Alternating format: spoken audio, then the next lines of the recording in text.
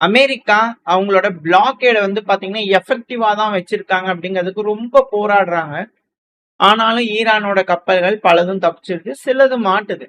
அந்த வகையில இப்ப திரும்பவும் அமெரிக்கா தரப்புல இருந்து வந்து பாத்தீங்கன்னா ஒரு கிளைம் கொடுத்துருக்காங்க. அமெரிக்கா ராணுவம் வந்து பாத்தீங்கன்னா இன்னொரு ஈரானுக்கு சொந்தமான ஒரு ஆயில் டேங்கர் சாங்ஷன் போடப்பட்ட அமெரிக்காவால் சாங்ஷன் போடப்பட்ட ஒரு டேங்கரை நைட்டு நேரங்கள்ல இந்தியன் ஓஷன் நம்ம இந்தியன் ஓஷன் இருக்குல்ல, ஸோ அங்க வந்து பாத்தீங்கன்னா பிடிச்சிருக்காங்க அப்படிங்கிறது போல செய்திகள் வந்துகிட்டு இருக்கு. அந்த டேங்கர் வந்து பாத்தீங்கன்னா ஸ்கை வேவ் அப்படிங்கிறது போல 1 மில்லியன் பேரல் க்ரூட் ஆயில் வந்து பார்த்தீங்கன்னா தூக்கிட்டு போறதுக்கு இருந்திருக்கு. ஈரானோட கார்க் ஐலாண்ட்ல பிப்ரவரி மாசம் லோடு பண்ணது. நாங்க அதை அப்படியே கல்லுக்கு போல பார்த்துட்டு இருந்தோம், பார்த்து லபகன் பிடிச்சிருக்கோம் அப்படிங்கிறது போல அவங்க தரப்பு வந்து கிளைம் பண்றாங்க. ஸோ இந்த டைம்ல தான் ஜேடி வேன்ஸ் அவர்கள், அமெரிக்காவோட துணை அதிபர், தன்னாலாம் அமெரிக்காவோட அதிபர் மிரட்டிட்டு இருந்தாரு, இப்ப துணை அதிபர் ஜேடி வேன்ஸ் அவர்கள் மிரட்டக்கூடிய வேலைகள்ல இறங்கி இருக்கிறாரு. நமக்கு ஒரு ஆப்பர்ச்சுனிட்டி இருந்துச்சு, நாங்க நினைச்சோம், அதாவது ஈரானோட அந்த ரிலேஷன்ஷிப்பை ரீசெட் பண்ணலாம்.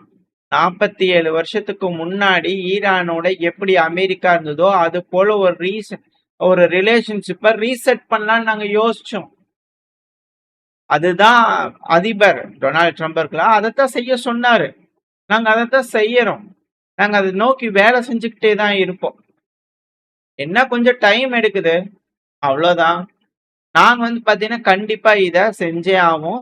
ஈரானுக்கு ஒருபோதும் இந்த நியூக்ளியர் வெப்பன் வச்சுக்கிறதுக்கான அளவை நாங்க தரவே மாட்டோம் அப்படிங்கிறது போல வந்து பாத்தீங்கன்னா அவர் தரப்புல. அது மட்டும் இல்லாம இப்போ அமெரிக்காவோட அதிபருக்குல டொனால்ட் ட்ரம்ப் அவர்கள் அவர் தான் சொன்னாரு, நாங்கெல்லாம் ரெட்டியா இருக்கோம், லாக் பண்ணி லோடு பண்ணி ரெட்டியா இருக்கோம், எந்தெந்த டார்கெட்டுங்கிறத நாங்க அடிப்போம், அதுக்கு தான் சீஸ்ஃபயர் போட்டுக்கிறீங்கன்னு தெரியுமே. அதனால பல அனலிஸ்டோட கருத்துக்கள் பட் இருந்தால் நாங்க ரெடியா இருக்கோம். நாங்க வந்து பாத்தீங்கன்னா எங்களோட வழியில இருந்து நாங்க பின்வாங்கவே மாட்டோம். அதனால பிரசிடென்ட் அவர்கள் என்ன ஆசைப்படுறாரோ அந்த வழியில செல்றதுக்கு நாங்க தயார் அப்படிங்கிறது போல ஜேடி வேன்ஸ் அவர்கள் திரும்பவும் போர் போர் போர் அப்படிங்கிற போர் பதட்டம், அந்த மிடில் ஈஸ்ட்ல வந்து பாத்தீங்கன்னா போர் பதட்டம் அப்படிங்கிறத அதிகரிச்சிருக்கு. இந்த சமயத்துல யுஏஇயோட பங்கு என்ன, யுனைடெட் அரபு எமிரேட்ஸோட பங்கு என்ன, இப்ப இவங்க ஈரானோட தீவுகளை பிடிக்கிறதுக்கு தரைப்படை அனுப்புவாங்களா, அதுக்கான ஏர் சப்போர்ட்டை அமெரிக்கா தருவாங்களா அப்படின்ற கேள்வி. இல்ல ட்ரைனிங் எடுக்கப்பட்டு யுஏஇ தான் சண்டை பிடிக்கிறாங்க அப்படிங்கிற பேச்சுல மற்ற நாடுகளோட வீரர்களும் இப்ப எப்படி மெர்சனரிஸ் போறாங்க அதே போல போவாங்க இல்லையா. ஏன்னா யுஏஇக்கு தான் வந்து பாத்தீங்கன்னா இந்த வேர்ல்டுலயே அதிகப்படியான மெர்சனரிஸ் இருக்காங்க, பெரிய லார்ஜ் நெட்வொர்க் வச்சிருக்காங்க, மெர்சனரி நெட்வொர்க் அப்படிங்கிற செய்திகள் இருக்கு, மேற்கு மீடியாக்கள்ல இருக்கு. நீங்க தேடி கூகுள்ல படிச்சு பாத்தீங்கன்னா தெரியும். பட் எனக்கு உறுதித்தன்மை தெரியல. நீங்க தேடி படிச்சு பாத்தீங்கன்னா ஆமாவா இல்லையா அப்படிங்கிற விஷயங்கள் உங்களுக்கு தெரியும். அதுவும் குறிப்பா கொலம்போல இருந்து அதிகமா ரெக்ரூட் பண்ணா அப்படிங்கிற ஏகப்பட்ட விஷயங்கள் சொல்றாங்க. நம்ம கூட செய்திகள் அட்டாச் பண்ணி பார்த்துருப்போம், இது போல மேற்கு மீடியாக்கள் சொல்றாங்கன்னு சொல்லிட்டு கொஞ்சம் நாளைக்கு முன்னாடி. அப்படி இருக்கும்போது ஆளுங்களுக்கு பஞ்சம் இல்லை. ஸோ யுஏஇ வந்து பாத்தீங்கன்னா ஈரான் மேல தாக்குதல் பண்ணதுக்கு வாய்ப்புகள் இருக்கு அப்படின்ற கேள்விகள் இருக்கு. ஏன் அப்படின்னா அவங்க மேல தாக்கக்கூடிய அந்த ட்ரோன்கள், இப்ப அந்த ட்ரோன்கள்லாம் எங்கிருந்து வந்துச்சு, அதுவும் குறிப்பா பவர் ஜெனரேஷனுக்காக யூஸ் பண்ணக்கூடிய நியூக்ளியர் பவர் பிளான்ட், பராக் நியூக்ளியர் பவர் பிளான்ட் தாக்குறதுக்காக ஈராக்ல இருந்து ஏவப்பட்டிருக்கலாம் அப்படிங்கிற போல விஷயத்த இப்ப யுஏஇ கிளைம் பண்றாங்க. இனிஷியலா அவங்க சொன்னது தாக்கப்பட்டிருக்கு அப்படிங்கிற சொன்னாங்க, யாரு அப்படிங்கிற விஷயங்கள் சொல்ல, இப்ப கிளியரா கிளைம் பண்றது ஈராக்ல இருந்து வந்திருக்குன்ட்டு. அது மட்டும் இல்லாம கூடுதலா 48 மணி நேரத்துல நாங்க 6 ட்ரோன்களை டவுன் பண்ணிருக்கோம் யுஏஇ தரப்புன்னு சொல்லும் போது போர் பதட்டங்கள். போன பதிவுல நம்ம ரஷ்யா உக்ரைன் பார்த்தோம், அது நேட்டோ ரஷ்யாவா அப்படிங்கிற கேள்விகள். இப்ப இந்த பதிவுல அமெரிக்கா ஈரான் கூட வந்து பண்ண யுஏஇ ஈரானா அப்படிங்கறத பதட்டங்கள். எப்படி பில்டப் ஆயிட்டு இருக்கு ஜியோ பாலிட்டிக்ஸ் அப்படிங்கறத வந்து பாத்தீங்கன்னா நீங்க தெரிஞ்சுக்கலாம். மோசமான ஒரு தருணத்துல வந்து பாத்தீங்கன்னா உலக நாடுகள் இருக்கு. ஏன்னா இதனால எக்கனாமிக்கல் பின்னடைவு, போர் அப்படின்னா எந்த மாதிரியான சூழ்நிலை, போர்னு ஒன்ஸ் ஆரம்பிச்சிச்சு அப்படின்னா நாடுகள் அவங்க பக்கமா இழுக்கப்படுறதுக்கான வேலைகள் தீவிரமா நடக்கும். பல நாடுகள்லயும் அசம்பாவிதம், இவங்க அடிச்சுக்கிறதுக்கு பல நாடுகள்லயும் அசம்பாவிதங்கள் நடக்கும், கிளப்பி விட்டுருவாங்க, ஃபண்டிங், ஏகப்பட்ட விஷயங்கள் நடந்துச்சுன்னா ரொம்ப சிக்கலா மாறிடும். அது போல எதுவும் இல்லாம தலைவர்கள், உலக தலைவர்கள், அதுவும் குறிப்பா நம்ம நாட்டோட தலைவர்களை எப்படி ஹேண்டில் பண்ண போறாங்கன்னு பார்க்கலாம். ரொம்ப ரிஸ்கான ஒரு சுச்சுவேஷன் தான். உலகமே வந்து பார்த்தீங்கன்னா ஒரு அன்ஸ்டேபிளான ஒரு சுச்சுவேஷன். ஸோ யுஏஓட ரெஸ்பான்சிபிலிட்டி இந்த இடத்துல எப்படி இருக்க போகுது, அமெரிக்காவோட இணைஞ்சு ஈரானோட சண்டை பிடிக்க போறாங்களா, இல்ல டோல் வச்சுக்கோங்கப்பா, வாங்கிக்கிங்கப்பா அப்படிங்கிற யுஏஇ அக்செப்ட் பண்ணிக்குவாங்களா? அமெரிக்காவோட பேச்சுக்கு மறுப்பு தெரிவிச்சிருவாங்களா? அப்படின்ற கேள்விகள்லாம் இருக்கு. ஸோ வரக்கூடிய காலம் இக்கட்டான காலம். என்ன செய்ய போறாங்க இந்த அரபு உலகம் அப்படிங்கிறத வெயிட் பண்ணி பார்க்கலாம். ஆனா இந்த டைம்ல சிரியால இப்ப ஆளுகின்ற ஜுலானி அவர்களுக்கு வந்து பாத்தீங்கன்னா சிக்கல். திரும்பவும் ஒரு கார் வெடிகுண்டு வந்து பாத்தீங்கன்னா வெடிச்சிருக்கு. காருங்கிறாங்க, டூ வீலருங்கிறாங்க. ஒரு வெடிகுண்டு வந்து பாத்தீங்கன்னா வெடிச்சிருக்கு. மிக பெருமளவுல கேட்டிருக்கு அப்படிங்கிற செய்திகள். ஸோ இந்த வெடிகுண்டு வந்து பாத்தீங்கன்னா மினிஸ்ட்ரி ஆஃப் டிஃபென்ஸ் பில்டிங் பக்கத்துல நடந்திருக்கு. எங்க? சிரியால. சிரியா வந்து பாத்தீங்கன்னா குர்தின மக்கள் இருந்தாங்க. இப்ப சிரியா அங்க முழுசும் எடுத்துக்கிட்டாங்க. பஷர் அல் அசாத் அவர்கள் இருக்கும்போது பண்ண ஏகப்பட்ட பிரிவுகளா இருந்தது. இப்ப சிரியா அப்படிங்கிறது போல வந்ததுக்கு அப்புறமா அல்ஜா ஜுலானி அவர்களோட காலகட்டத்துல வந்து பாத்தீங்கன்னா சிரியா அப்படிங்கிறது ஒன் சிரியாவா யூனிட் ஆகுமா அப்படின்ற கேள்விகள் இருக்கு. சில பகுதி மட்டும் இஸ்ரேலோட கட்டுப்பாட்டுக்குள்ள இருக்கு. அது டிஸ்பியூட்டட் டெரிட்டரி தான். இப்படி இருக்க சமயத்துல அல் ஜுலானி அவர்கள் வந்து பண்ணா ரஷ்யாவுக்கு ரொம்ப ஃபேவரா போற மாதிரி தெரியுது அப்படிங்கிறதோட குண்டு வைக்க ட்ரை பண்றாங்களா அப்படின்ற கேள்விகள் இருக்கு. இப்ப வரைக்கும் மிடில் ஈஸ்ட் வந்து பாத்தீங்கன்னா ஸ்டேபிளா இருக்கானா அது ஒரு மிக பெரும் கேள்வி.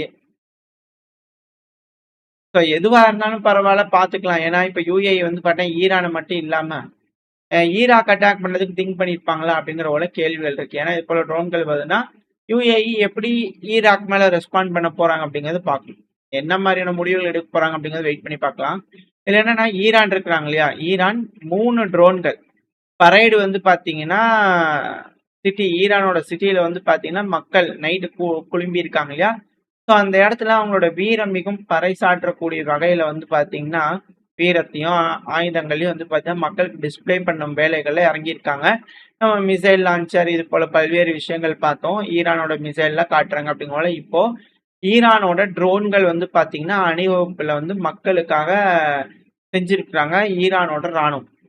அது மட்டும் இல்லாம அவங்க தயார் அப்படிங்கிற ஒரு விஷயத்த வந்து பாத்தீங்கன்னா உலகத்துக்கே எடுத்து சொல்றாங்க. அமெரிக்கா இஸ்ரேல் போருக்கு வந்தீங்கன்னா போர் தான், எந்த ஒரு அக்ரஷனுக்கும் நாங்க இணக்கமா போக மாட்டோம், நாங்க எதிர்த்து நிற்போம் அப்படிங்கிறது போல ஒரு கிளியரான மெசேஜ் இப்போ வரைக்கும் ஈரான் தரப்பு வந்து கொடுத்துக்கிட்டு இருக்காங்க. அட் த சேம் டைம் அமெரிக்காவோட அதிபரான டொனால்டு ட்ரம்ப் அவர்கள் போடக்கூடிய கருத்துக்கும் எதிர்கருத்துகளையும் போட்டுட்டு இருக்காங்க. ஏன்னா ட்ரம்ப் அவர்கள் அதிகப்படியா ஏஐ பயன்படுத்துறாங்களே, எங்க ஏஐ இருக்கு அப்படிங்கிறது போல ஈரான் வந்து பண்ணா பயன்படுத்திக்கிறாங்க. ஸோ கம்பேரிட்டிவ்லி கொஞ்சம் பெஸ்டா இருக்கு அப்படிங்கிற சொல்றாங்க. ஏஐல கூட ஈரானோட ஏஐ கொஞ்சம் பெஸ்டா இருக்கு அப்படிங்கிற சொல்றாங்க. ஏன்னா இந்த இவங்க இருக்கிறாங்க இல்லையா, அவங்க பேர் நான் மினியான்ஸ்ன்னு சொல்லிட்டு எல்லோ கலர்ல குட்டி குட்டியா, ஸோ அவங்கள யூஸ் பண்ணி வந்து பண்ண ட்ரம்ப் அவர்கள் போடக்கூடிய போஸ்ட்டுக்கு வேற மாதிரியான ஒரு பதிலடிகள் சிரிப்பு கூட்டும் வகையா வந்து பண்ண கொடுத்துட்டு இருக்காங்க. ஸோ இதெல்லாம் இங்க பதட்டமா நடந்துட்டு இருக்கக்கூடிய சமயத்துல அமெரிக்கா இப்போ ஒரு விஷயத்த ஒத்துக்க ஆரம்பிச்சிருக்காங்க.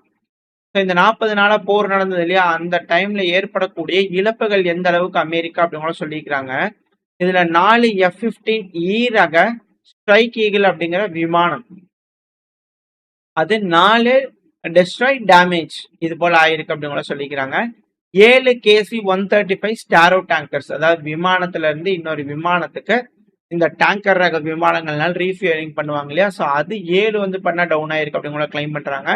ஒரு A-10 தண்டர்போல்ட் 2 ரக கிரவுண்ட் அட்டாக் விமானம் வந்து பாத்தீங்கன்னா விபத்துக்குள்ளாயிருக்கு அப்படிங்கிற சொல்றாங்க. இது எல்லாத்துக்கும் மேல ஹைலைட் என்ன அப்படின்னா ஒரு F-35A த டாப் நாச் அப்படிங்கிற சொல்றாங்க இல்லையா, லைட்னிங் 2 ரக வேரியன்ட், ஸோ அது ஈரானோட காம்பேட் ஆபரேஷன்ல ஈடுபடும் போது டேமேஜ் ஆயிருக்கு அப்படிங்கிற செய்திகள் அமெரிக்க தரப்பு வந்து வந்திருக்கு. ஸோ ஹியூஜான இழப்புகள் அமெரிக்காவுக்கு ஏற்பட்டிருக்கு. 7 டேங்கர், ஒரு F-35A அப்படிங்கும் போது பேட்டில் ப்ரூவன் இல்லையோ அமெரிக்காவோட ஆயுதங்கள் அப்படிங்கிற கேள்விகள் வருது. ஸோ ஒரு A-10 போட்டிருக்காங்க, 4 F-15E ரக ஸ்ட்ரைக் ஈகிள் வெர்ஷன் வந்து பண்ண போட்டு தள்ளிக்கிறாங்க. இது எல்லாத்துக்கும் மேல 24 MQ-9 ரீப்பர் ட்ரோனை வந்து பாத்தீங்கன்னா தாக்கி அழிச்சிருக்காங்க. இந்த medium altitude long endurance uncrewed aircraft. So இதை வந்து பாத்தீங்கன்னா டவுன் பண்ணியிருக்கிறாங்க. இது டேமேஜ் ஆயிருக்கு, டிஸ்ட்ராய் ஆயிருக்கு. இது எல்லாத்துக்கும் மேல இன்னொன்னு MQ-4C ட்ரின்டான் வந்து பாத்தீங்கன்னா ஒன்னு டேமேஜ் ஆயிருக்கு, விபத்துக்குள்ளாயிருக்கு அப்படிங்கிற விஷயங்கள். இதெல்லாம் கூட வந்து பாத்தீங்கன்னா டேமேஜ் ஆச்சு, வீடியோ பதிவுகள் பார்த்து இது எல்லாமே ஓகே. அந்த ரெஸ்கியூ ஆப்ரேஷன் என்னங்க ஆச்சு? சேதங்களே இல்லையே, உயிர் சேதங்களே இல்லையே, நீங்களே என்னங்க ஆச்சு அப்படிங்கிற கேள்விகள் இருக்கு இல்லையா. இதுல ஒரு HH-60W அப்படிங்கிற ஒரு காம்பேட் அப்புறம் சர்ச் அண்ட் ரெஸ்கியூ ஹெலிகாப்டர் விபத்துக்குள்ளாயிருக்குன்றாங்க. இப்ப இவங்க எங்க போனாங்க அப்படிங்கிற கேள்விகள் வருது. இப்ப வரைக்கும் வந்து பாத்தீங்கன்னா உயிர் சேதங்கள், இழப்புகள், பொருள் இழப்புகளை கரெக்டா அமெரிக்க தரப்பு வந்து தரமாட்டுறாங்க. ஹெவியான இழப்புகள் நடந்திருக்கு. இத பேஸ் பண்ண ஒரு எஸ்டிமேஷனே வந்து பாத்தீங்கன்னா தோராயமா $29 பில்லியன் ஈரானுக்கு எகெயின்ஸ்டா இந்த ஆபரேஷன் எபிக் ஃபியூரியில வந்து பண்ண செலவு பண்ணியிருக்காங்க. இப்படி இருக்கக்கூடிய சமயத்துல திரும்ப ஒரு போர்னா எப்படி அமெரிக்கானால தாங்க முடியும்?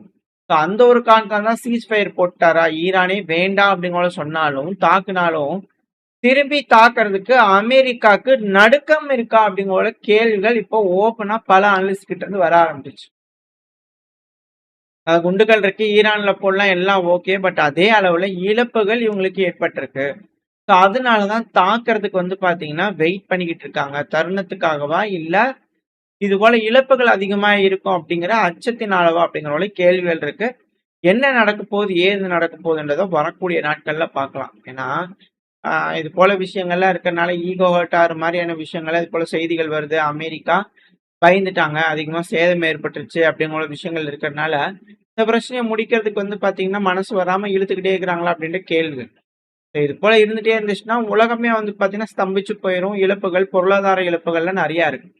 அது போல எதுவும் இல்லாம எல்லா தலைவர்களும் உட்காந்து பேசி தீர்த்து ஒரு முடிவு எடுத்துக்குவாங்கன்ற நம்பிக்கை இந்த பையனா முடிச்சுக்கலாம்.